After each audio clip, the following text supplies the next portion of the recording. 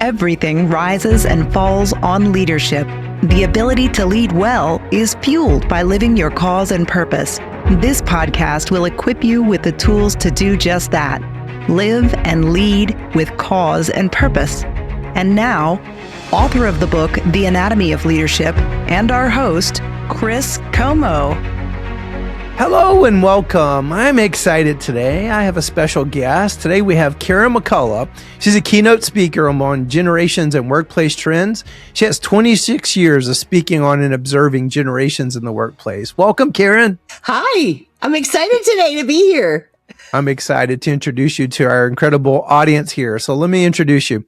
Karen McCullough is a nationally recognized keynote speaker and generational expert. She helps organizations break down generational barriers, lead through change, and build energized, inclusive cultures. Her signature keynote is "It's not personal, it's generational." It delivers fresh insights with humor and real-world stories that make audiences laugh and think and shift their perspective.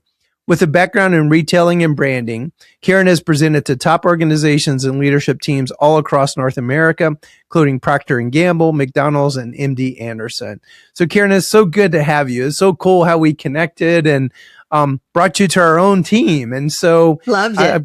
I'm looking forward to sharing you with our wonderful audience that we have here on TCNtalks, Anatomy of Leadership. So I prepared you for my first question. What's your superpower?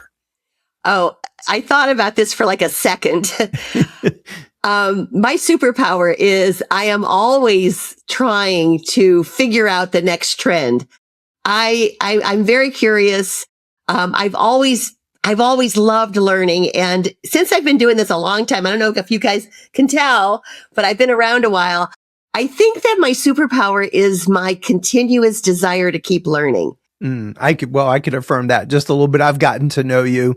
And just maybe also like an observer, like they say, the smartest people see patterns that other people don't see, and then make sense of it. It's interesting. I have always been an observer. I am the baby of a huge Italian family, and I have watched and I have gathered information from an early age. So when you asked that question, immediately I began to think about why am I'm into pop culture? Why do I love the trends? And it really fits with studying the generations. It's like a natural. That's incredible. Well, again, you and I connected, I think, through a good mutual friend. And then I reached out to you, and then I shared you with our whole Teleos team. And so you came to our Leadership Development Institute, and you really presented on your specialty, multiple generations in the workplace. And I said, okay, we got to do a podcast together, because I want to share you with the broader hospice and palliative care world. So you say frequently in some of your keynotes, you said it in our LDI, it's not personal, it's perspective. That's really, I'd say, powerful framing. What are some of the most common workplace conflicts today that maybe leaders are incorrectly diagnosing as character issues when maybe it's more generational perspective differences? Yeah, I think the biggest one is communication. That's the one that I get the request the most to really talk about. And, I think that there's different styles of communication. I think that we've brought emotions into the workplace when millennials came into work. And so we're misinterpreting communication. We have different communication styles. Some of the generations are much more direct. Others want to explain things, and they love longer emails, which are not being read by young people. So when we start to look at how we communicate and we really look at the history behind why we communicate the way we do, I can see where that really causes a problem. And right alongside of communications then is how we communicate our messaging. There's challenges right now with meetings. Many younger people do not want as many meetings. Well, really, I think a lot of the generations are not crazy about meetings, but we can talk about that a little bit later. So you start to really begin to look at how work works. And we have a younger generation coming in who sees inefficiencies, and they want to see those changes made immediately because they're open to it. They're fresh eyes, so to speak. So, there's just a whole basket full of challenges that are going on right now. Well, and we're going to keep unpacking that with each other. So in hospice, maybe healthcare as a whole, for sure, we have about 4 generations working side by side, caring for patients, supporting the processes that just enable delivery of care during some of the most emotionally challenging times of life. What are the unique challenges and opportunities that having these multiple generations in the workplace, what are those challenges that they create? I don't know if there's any nurses listening right now, but I get there are a lot, I promise you. I actually been on several podcasts where we talk about this. I've done several. I work with a lot of healthcare, and there's challenges in. We can just start with how we look at work. We could look at how the day progresses. We can look at staying late, leaving at 5, leaving when your shift is over. I mean, there's just so many ways that we're beginning to look at how these generational perspectives are affecting, especially in healthcare, where we've got so many seasoned people, professionals working who have paid their dues, who have put in, I'm talking about time right now. They've put the hours in. They've stayed longer. And then we have a generation that looks at, I've got my work done. I've been very, very efficient. Time is my currency. And they look at time very, very differently. That's just number one. Number two is this emotional connection. Hospice is so emotional. As I told you, my mom went through hospice, and I was just so grateful for all of the care and the love that she got. So we have generations that express emotions. They express their emotions, how they're feeling. We have other generations that have learned to keep that inside. And so when we start to look at something like healthcare, where not only do we have the emotions of the job, but we have the emotions of the client, of the patient, it's how we deal with them, how we talk them through. So I feel like my advice is to watch The Pit. It's anybody on HBO. I mean, that's where I begin to see, okay, how people deal with authority, how we're teaching, how we're giving feedback, how we're taking that feedback. Do we put our emotions into it? I mean, I take notes watching The Pit because it's got all of the generations, and it's people who are committed to the work, but they're bringing a different way of looking at the work into this. So it's such an interesting time. I wish I had all of the answers, but I don't. But I believe that we have to get an understanding of how people are coming, what they're bringing with them into work and their perspectives, and bend and be more adaptable. Wow. Well, Karen, now I wish in retrospect we would have used some maybe highlights or some little vignettes from The Pit during our LDI with each other. That would have been super cool, actually. It is. And I don't mean to say that I watch TV, but I do tell people, have you seen The Pit? Watch how they deal with this, because there's so much about work than in this show that was so different than ER. I mean, if you compare the two of what it was like back in the 80s, it was about romance and love and relationships. And right now, sure, that's an itty bitty part of it. But what we're seeing is authority, how we're giving feedback, how they're receiving it, the competition with the generations, and who's adapting. I like to use the word baby boomers, Gen X, millennials. Open your eyes to these young people that are adapting, because that's where the gold is, where they're bringing their perspectives in, and they're bending too, and they're adapting. So I just feel like it's a two-way street. Well, look how excited I got. Well, we jumped in right into the meat, but let's maybe just step back for a second. And what I love about you is you don't overly generalize, but paint the picture regarding we're jumped in, started talking about generations in the workplace, but let's back up just a little bit. Just paint the picture regarding the 4 generations in the workplace that's kind of presenting right now. Yeah. I do this and I get all my laughs because everybody wants to hear about them. And if I get it right, they're oh, I loved it. Or I just did a group where I left off the Gen X were the latchkey kids, because sometimes that's oversaid. And do you know that when I was walking out, they said, but you forgot we're the latchkey kids. So every generation loves this little nostalgic piece in the talk. We talked to baby boomers. Baby boomers used to be my entire audience. Now when I'm speaking, maybe there are 4 in the audience right now, but they're still especially in healthcare, they're still very, very much a part of it. Baby boomers, 1946 to 1964, the age is kind of there. The baby boomers are the older ones are in their 70s. The younger ones are in their late 60s now.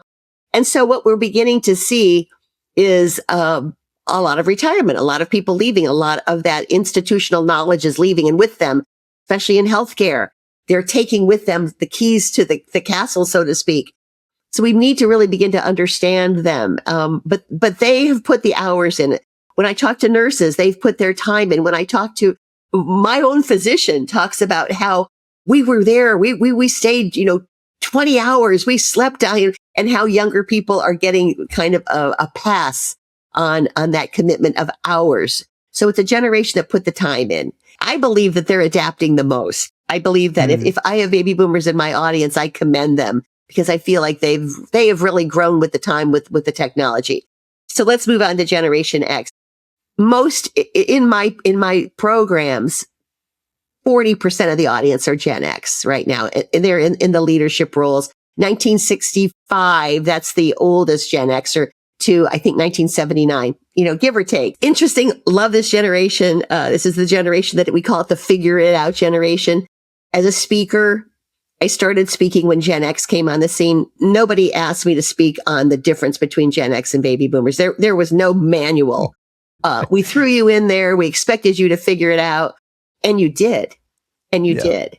And I'm laughing because I am X. So I totally live this. Yeah. It's so interesting that we didn't even make fun of you. Baby boomers just plowed right over you. Think about where baby boomers were in their career when you came in. I'm in Houston, engineer capital, oil and gas. They weren't going to make room for Gen X. So Gen X had to adapt. I believe that they're the most respectful generation because they didn't complain. They kept, I think, a lot of it internally. But we have a generation that's no nonsense. They had to figure it out. They had to adjust. They had to adapt, and they did. And so they take those skills with them into the leadership roles, and they're very much about getting it right, productivity. So it's not a generation that they're not at all the slacker that they were called when they first came on the work scene. So we have a generation that is very much about accountability and about getting things done. I could go on, but I go into millennials. When I'm doing this, when I'm speaking to groups, I say now the changes are happening. And so we start to look at the oncoming of millennials, and we begin to see the phone has come in right now. We were getting that iPhone is coming in, or the smartphone. And we're starting to see a generation that wants change. The older millennials came to the workplace during the Great Recession. There wasn't a lot of work. So a lot of them did volunteer work. And all of a sudden we start to see this whole idea of the word purpose. That was the very beginning of the change. We see words like equity, inclusion, diversity coming on the scenes. We start to see the whole person coming. And I'll just blame it on the phone. I'll blame it on when you had an opportunity to take a picture of your food. Remember, millennials? When you took pictures of it and you showed us, and then you started taking selfies, you were saying, here I am. Here's what I like. I'm going to share my ideas. And I think that the phone, this whole idea, began to change the way we look at who we are. So this whole principle and idea of bringing our whole selves to work is beginning. Gen X is kind of giggling at all of this. They're thinking, oh, another picture of their food, because they're pretty much no nonsense and very pragmatic. I apologize to millennials. We made fun of you. We couldn't wait. I mean, as a baby boomer, as an open-minded baby boomer, remember that. As a baby boomer, I expected the changes to occur. I was waiting for you to grow up. You didn't. You, in fact, changed me. And so we're starting to see this trend. So these millennials, I think in the beginning, 80 million of them, bigger than the baby boomer generation, brought the change in. And it's here. Gen Z, you're not that young anymore. Gosh, you're almost 30. So, but basically what we have now we start to look at parenting a lot more. And we realize that Gen X are the parents of Gen Z. So with this pragmatic, no nonsense parenting comes a lot of competition, because now we're pushing the kids. We know what they need to do to get into the right schools. So all of a sudden parents are becoming much more aggressive, and they're coaching, and kids are starting to get a point of view, a perspective on work. Where are they getting it from? They're getting it from their parents. Think about it. Parents are now the coaches. And so all of this idea of work-life balance and burnout is coming from a generation that has seen it and is showing their kids, telling their kids, take the quicker route, look for opportunities. And so we're seeing a generation that's looking at work much differently. They're you think about, I could put COVID in here, the reasons why. You think about how many younger people, no matter, I have a grandson who's 8, who was 3 when COVID came, who was in pre-K 3 on his iPad. Of course he lives on his devices. He pre-K 3, he was 3 when we started showing him that school could happen on this device. So we have questioning now. What are our meetings like? Why do we need these meetings? Why do we need face-to-face? Why can't you make a quick video of how you want this done? And I can look at it at 2 a.m. when I'm wide awake. So we have a generation that's starting to look at time very differently. And remember, I'm going to keep talking about that emotional piece that came into it. They're bringing their whole selves. They're very emotional. And so now we've got a complex person, which we probably always had, but now we're actually dealing with it and talking about it. Wow. This is great. And are the millennials also sometimes referred to Gen Y? Yeah. Oh, yeah. Yeah. They're called Gen. I love when I hear people talk and they're like, oh, and then they throw in the Gen Ys. It started with, Gen X, Gen Y. I don't really know where the term millennials started, but millennials to me, they're Gen Y. I would think the Gen Yers, if we really want to have fun, if I'm doing a keynote and I'm having fun, I'm going to call those the Xennials, because the Gen Y, they were the old millennials. They were the ones that they like the boy bands. I always like to look at that kind of when we look at the music. That was that generation. Yeah, Xennials. 1 foot in Gen X. 1 foot in their heart is in millennials. Wow. Their mind, their work ethic is in Gen X. Wow. And you just made, and I'm X. I plan on working well into my 80s or 90s. You do? Lord willing, health willing. I won't work at the same rate I work today, but I'm also starting to realize I may actually experience 5 or 6G in the workplace. Actually, that just totally just hit me. That's incredible. And to think about the fun challenges that's going to bring, and AI is going to be kind of mind blowing. Do you have any Gen Alphas do you know any, do you have any Gen Alphas? Actually, we do work with a couple actually fractionally that are on contract basis, and they're fascinating. Their interaction with technology is just, I'm envious. And I've gotten a couple of compliments. I push myself to always be on the leading edge of technology. Yeah. It's probably because I grew up with a baby boomer CEO that was the exact opposite. And I felt like it detracted from his leadership. So I almost made like this kind of commitment to myself. I'm not going to be that guy one day. And so it is cool that our team says, we're never worried about you, because I'm an interesting gauge, more from the standpoint of like I'm on the leading, not the very bleeding edge, but the leading edge. But I do that intentionally because I feel like I set the tone for the rest of the organization. So anyway. Well, it's so interesting. First of all, I am the youngest of all the cousins. I'm the last baby to be born. If you're the youngest and you're listening to this, the studies show that you're probably more like the younger generation than you are. You're going to go down to that because you may be the observer. You may be the one that had to keep the family laughing. Whatever it is, whenever I work with the babies in groups, they're usually like the younger. So my grandsons are the 6, 7. They're the goofy. I don't mean this, but they're in elementary school and they're funny and their language is funny and they do all the little body things and they talk about, skibbity in the toilet, and they make me laugh all the time. But then on the other side of it, they're programming, they're making games, they're creating their own.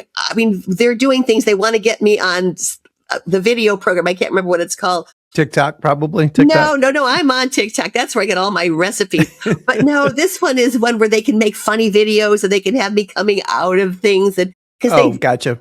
Yeah, whatever. Snapchat, maybe. I don't know if that used to be a thing where you can make the funny videos. There's probably a whole new one now. Yeah, it is. I can't remember that. But anyway, it doesn't matter. But what I guess I'm saying is I'm learning from 8-year-olds now. They're wanting to come in and help me do my work. It's going to be amazing. And what you said, Chris, is true. Look at your age. If you're Gen X, if you're a millennial, you are going to see 2 more generations at least. That's why I've been working. I am old. I shouldn't be working but I am, because I've kept up, and also because it's such a fascinating topic. So we begin to look at really work and humanity through different lenses now than we did, 10 years, 15 years ago. Wow. Well, you set the table beautifully. So you describe our Gen X as just figure it out. And younger generations may say, coach me, please. So given this kind of interesting dynamic, how should leaders balance accountability when they're mentoring without becoming maybe micromanagers or, to another extreme, absentee leaders? Like, how do they do that? Yeah, I think that this whole idea of coaching is big right now. And so first, I want to apologize to leaders because we're asking for so much. Many times when I'm speaking, people will come afterwards and say, I have my own team I have to manage, but I also have my own work that I have to get done. And now you're asking me to be a coach. Now you're asking me to do more than just guide them. And I'm saying, yeah, I am, because that is really where it's going. And so companies are having to do leadership training right now on coaching. When I say coaching, Gen X immediately says, I don't want to do the work for them. Younger people are saying, I don't want you to do it for me. I want you to show me. Show me how you want it done. Show me once, hopefully show me twice, and I can then go on and do it. They just need to see, they need a guidance of it. One of my really good friends works with some of the universities in California. And she says that in the business department, and she'll say, the thing that I'm learning about young students right now is they don't know how work works. They really haven't had a real job. A lot of them, you're going to be their first job. So somewhere along the line, we have to coach them on what a good day at work looks like. So if you're not done, we don't just go, I'm done. Sometimes we have to stay late. Sometimes a good day looks like this. And we have to begin to coach them in things that we didn't realize we have to coach them in. So it's not just about how do we get that form filled out or how do we do this. Sometimes it's on the processes of working with others. If you call in sick 4 days in a row, 3 times a month, somebody's got to pick up that slack. So we begin to coach not just in the processes, but in how work works, how we build teams, how we work better together. And I think that is really what we're not looking at. We're looking at how do we get the job done, but I want them to coach a broader picture of how do we work together? How do we create this synchronicity where we're helping each other? Sometimes we give more and take more. So it's coaching life. Wow, that's incredible. Thank you. That was solid gold, and something you're reminding me of. This is an oldie but a goodie, but Ken Blanchard, I forget the other guy that worked, but they had this model called situational leadership. And it's basically, it's a whole coaching approach, but there is a space for telling, there is a space for coaching, there's a space for participating, and then there's a space for full delegation. And it teaches you as a leader where to meet that other person depending upon where they are. And so we do teach that part of our leadership training, but have never made the connection as you just did of how it even applies to the multiple generations in the workplace. That was solid gold. Let me ask another interesting question. This is one around some interesting tension. One of the biggest tensions today is around what does commitment look like? Especially being a Generation X who's a bit of I love what I do, so I work too much. So older generations may equate that commitment with the hours work, while younger generations define it by outcomes and also balance. How should leaders think about that shift? How do we reconcile that? You just alluded to some of it, but unpack that a bit more, because it probably is one of the biggest rubs when I hear people talk about the frustrations amongst the different generations. It's hard for me. Just saying that. I coach speakers, and I've been doing this 26 years. So I forget sometimes. I forget the struggles. I forget what did I actually have to do to get there. And I start looking at my career, which is not even a word that young people use anymore. But I look at what I have done to get here. And a lot of it is a commitment. A lot of it is putting in the time when maybe there's nothing comes of it. So I have a hard time pulling myself away from this question because I'm all about the commitment. I'm all about the hard work. I listened to Jim Rohn, about work hard. Those were my, so it's hard for me. I am a boomer. I try to be open, but when we get to commitment and time, I have a hard time with it.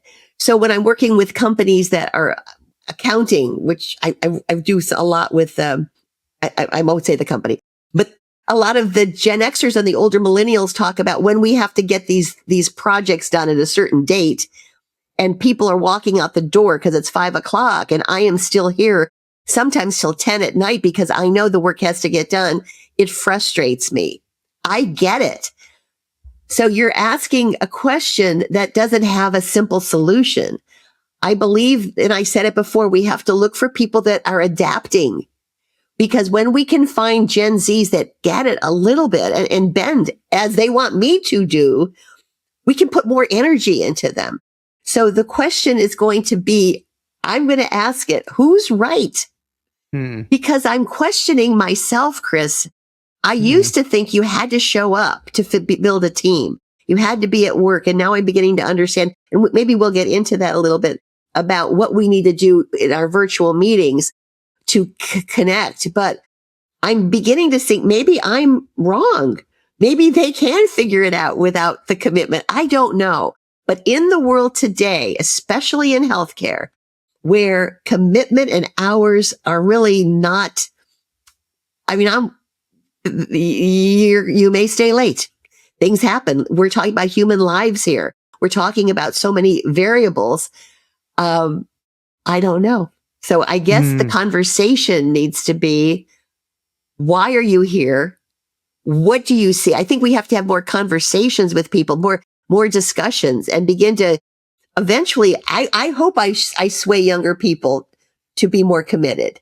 And I'm going to just say this because I'm such a boomer and maybe love the work. Because see, I love my work.